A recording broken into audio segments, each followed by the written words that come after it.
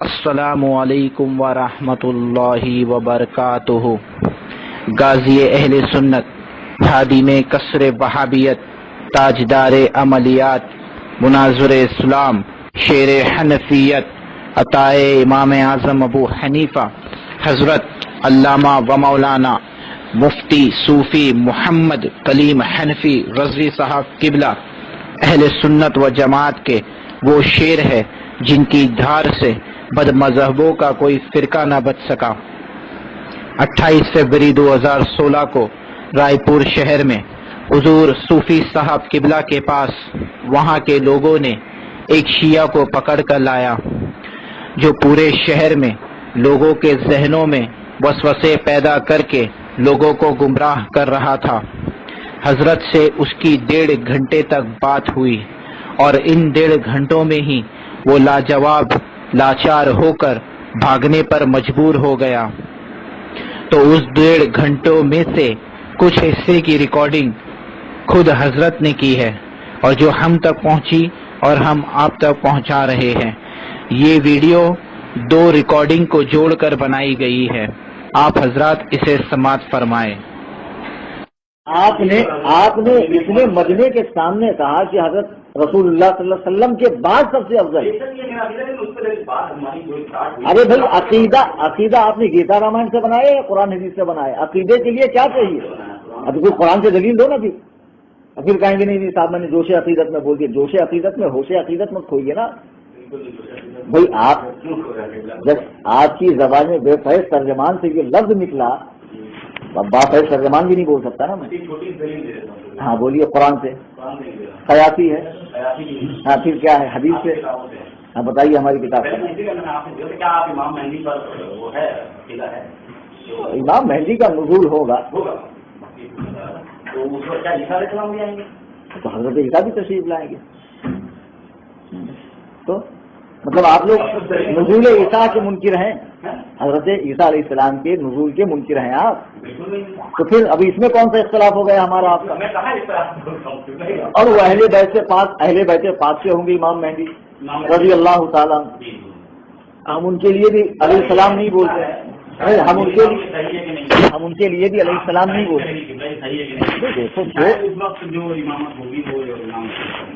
میں کیا کہہ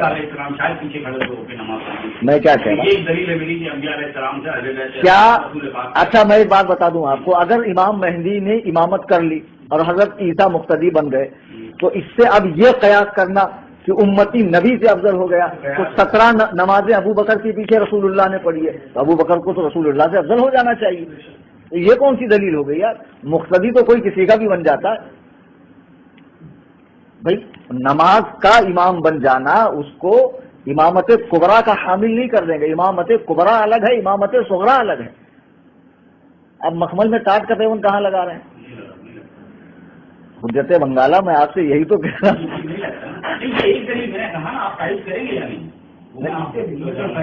جہاں متفق علیہ بات ہے، اب آپ یار ایسی باتیں کیوں کر رہے ہیں؟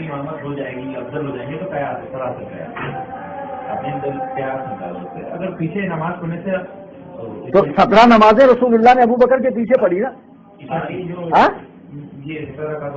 17 رکعت نہیں پڑھی بھائی۔ تم کون سے فرقے سے تعلق رکھتے ہو؟ 17 رکعت تو پھر 17 رکعت کی کون سی نماز ہو جاتی ہے جو ایک سلام سے پڑھی جاتی ہے؟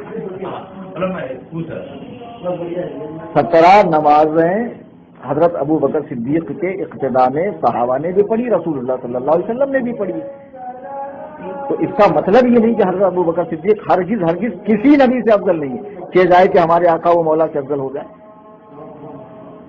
مقام نبوت اور ہے، مقام ولایت اور ہے، اور جو نبی ہوتا ہے اس میں ولایت بھی تو ہوتی ہے، بات کے درجے سب اس کے اندر آ جاتے ہیں۔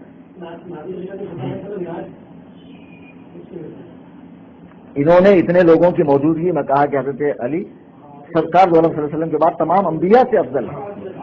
اب پھر اب یہ کہنے نہیں میں صرف ابو بکر صدیق سے افضل ثابت کروں۔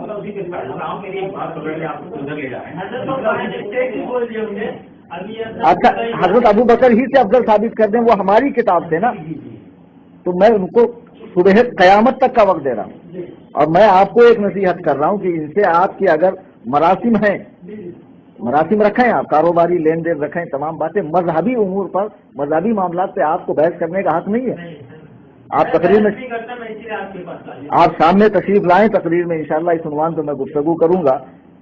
थोड़ा सा मेरे को एक और डाउट है। हाँ, जैसे ये बोलते हैं हमारी किताब, अपनी किताब जैसे बुखारी शरीफ है, हाँ, ये इसमें जो अपन रिवायत लेते हैं, ये इनकी किताबों में जो रिवायत है वो हजरत अबू तालिब की है या उनके करीबियों की? हजरत जो हजरत अबू तालिब नहीं, अबू तालिब, अबू तालिब, हाँ जी, यानी हजरत के प्यारे रसूल के साथ हमेशा रहे। तो बोले किसकी रिवायत आप मानोगे? जो अल्लाह के रसूल के साथ हमेशा रहे, उनको देखे, उनकी मानोगे? ये हजरत अबू हुरैरा रज़ी अल्लाह ताला जो बाद आए उनकी रिवायत को मानोगे? तो हजरत अबू हुरैरा रज़ी अल्लाह ताला अन्हु ने रसूलुल्लाह सल्लल्लाहु अलैहि वसल्लम को देखा है या नहीं देखा, जमाना पाया है या नहीं पाया? तो तो आखिरी तीन, अच्छा हदीस कहते किसको हैं? हदीस की तारीफ करेंगे आप?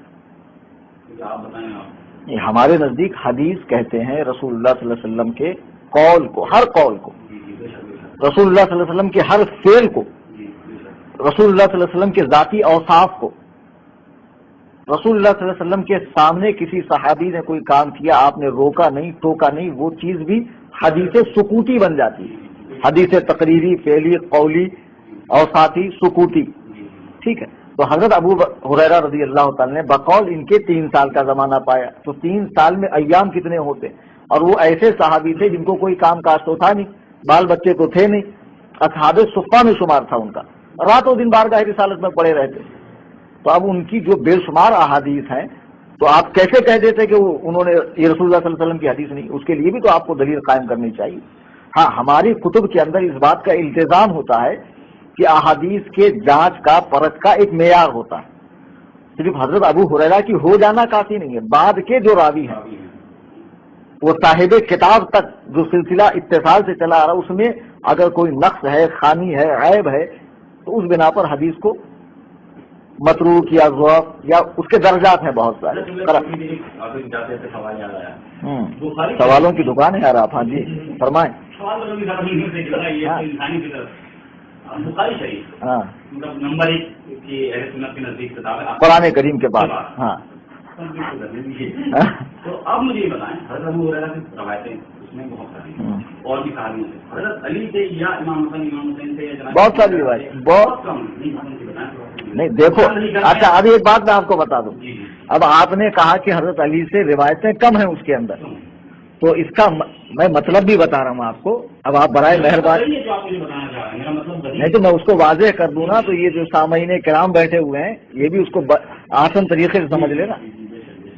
आप तो दबे ढके छुपे लफ्जों में बहुत कुछ बोल जाते हैं, असल में ऐसा है।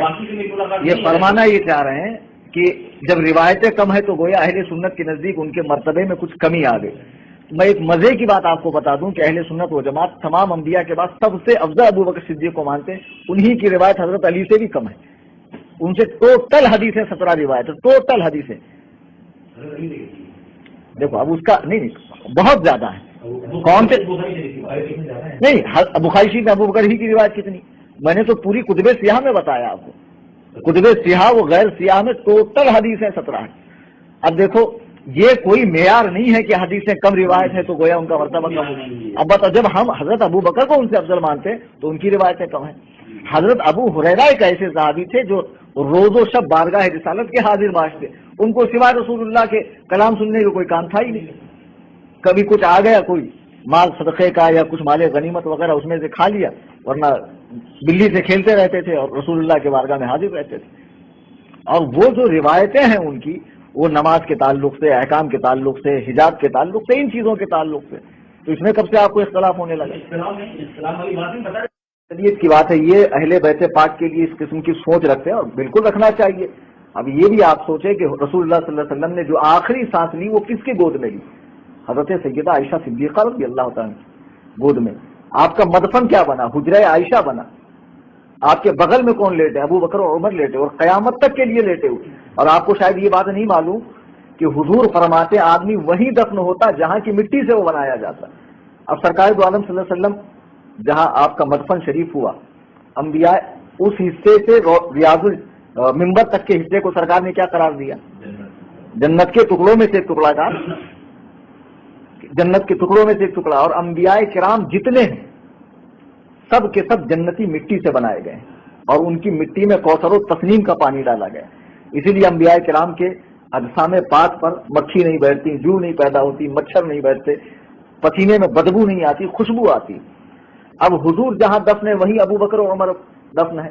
آپ یہ سوچے وہ کس مٹی سے بنے؟ ارے بھائی قرآن کی آیت ہے نا یار، اس میں کوئی حدیث بھی نہیں ہے. منہا خلقناکم وفیہا نعیدکم ومنہا نخرجکم تارۃ اخری، ہم نے تمہیں اس مٹی سے بنایا، اسی میں لے جائیں گے، اسی سے اٹھائیں گے. تو بھائی حضرت علی اس مٹی سے کیوں نہیں بنے؟ تو ایسی تو بے شمار چیزیں ہیں. اور یہ قیاس ایسا بھی نہیں ہے کہ کوئی بہت بھونڈا قیاس ہے، یہ تو اتنا معقولیت پسند ہے اور اتنا زیادہ قرین قیاس ہے یہ باتیں کہ ہر کوئی ذی عقل اس کو سمجھے گا. خیر آپ کے ذمہ جو ہم نے کام رکھا ہے اسے آپ انجام دیں. یہ تو اب حدیثیں یار، اب ہم نماز نہیں پڑھے، ہم لوگ تھوڑی مغربین ظہرین اثرین کرتے ہیں.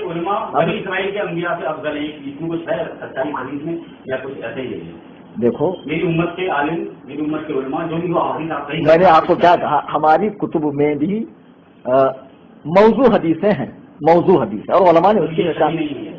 ارے جو کسی نبی سے افضل کہے وہ کیسے صحیح ہوگا؟ بنی اسرائیل کے انبیاء سے افضل اس کا کچھ ہے نہیں، آپ صحیح بتائیں. میں وہی کہہ رہا ہوں کہ بنی اسرائیل ہی کے انبیاء کیا دیگر قبائل کے بھی جو انبیاء ہوں گے ان سے بھی افضل نہیں، کسی نبی سے افضل نہیں.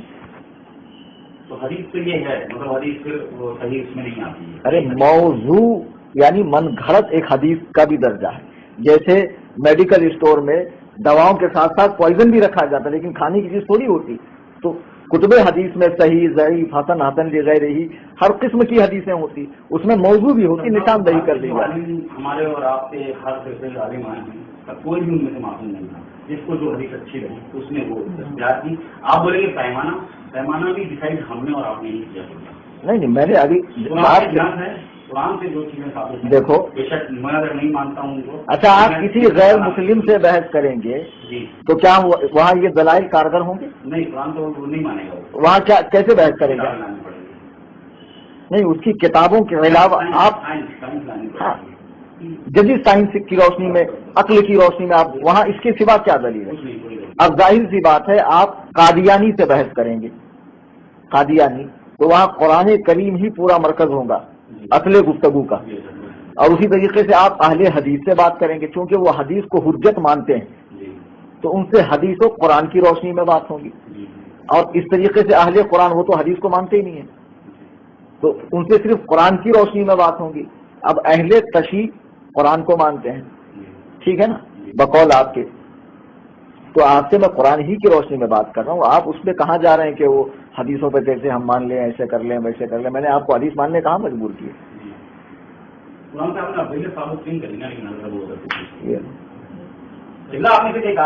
والذی جاء بالصدق وصدق به اولئک هم المتقون. یہ آیت کریمہ کا موقع نزول دیکھو، سورہ زمر کی آیت نمبر 33. نہیں میں اس کا موقع نزول بتا رہا ہوں آپ کو کیا ہے. حضرت ابو بکر ایک جنگ کے موقع پر رسول اللہ صلی اللہ علیہ وسلم نے صحابہ سے اسلام کی مدد کے تعلق سے فرمائے، تو جس سے جو بن پڑا وہ لے کر آئے.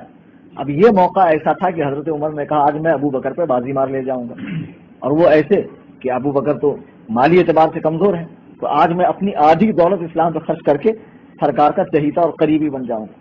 وہ آدھا مال لے کر، اور یہاں حضرت ابو بکر کے گھر میں جو کچھ تھا سب کے سب لے کر آ گئے.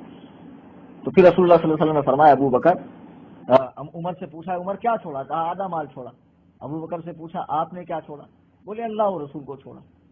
اس موقع پر یہ آیت کریمہ اتری، اور اس کا ایک موقع نزول یہ بھی بتایا جاتا ہے کہ معراج کا جو واقعہ نا اس کی تصدیق بھی سب سے پہلے حضرت ابوبکر صدیق نے کی. آپ کو پتا ہوگا نہیں بات. جب ابو جہل نے کہا کہ ابو بکر یہ بتاؤ کوئی شخص یہ کہے کہ میں رات کے مختصر سے حصے میں ساتوں آسمان گیا، جنت جہنم گیا، سدرۃ المنتہا گیا، تم مانو گے؟ ابو بکر نے کہا اس سے بڑا جھوٹا کون ہوگا جو ایسی بے تکی باتیں کرے. تو ابو جہل نے کہا لو کر لو بات، یہ تمہارے نبی کہہ رہے ہیں ایسا؟ تو حضرت ابو بکر نے کہا میرے نبی نے کہا؟ بولے ہاں. تو کہا اللہ کی قسم وہ اس سے بھی مشکل کہتے تو میں مان لیتا. وہ اس سے بھی مشکل.